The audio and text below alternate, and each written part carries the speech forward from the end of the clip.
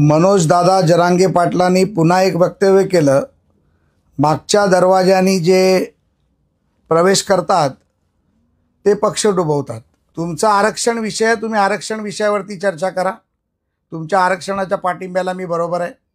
काल देखील मी तुमच्या बाजूने एक व्हिडिओ दिला ज्यामध्ये तुमचं अभिनंदन केलं की माननीय शरद पवारांना, माननीय उद्धवजींना आणि माननीय नाना पटोलेजींना आपण प्रश्न विचारलात आणि त्यांची भूमिका काय हे तुम्ही विचारलं, ते स्वागतार्ह होतं। त्यामुळे मला वाटतं की आता उपोषण देखील तुमचं नाही आहे, त्यामुळे मानसिक संतुलन देखील तुमचं चांगलं असेल।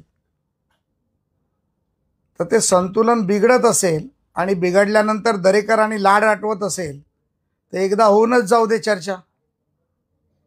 आम्ही सातत्याने सांगतोय आमचं चुकलं काय, आरक्षणामध्ये फडणवीसांचं चुकलं काय, फडणवीसांनी चूक काय केली, आरक्षण दिलंही चूक होती का, कोर्टात टिकवलीही चूक होती का, याच्याकडे तुमच्याकडे उत्तर नाही।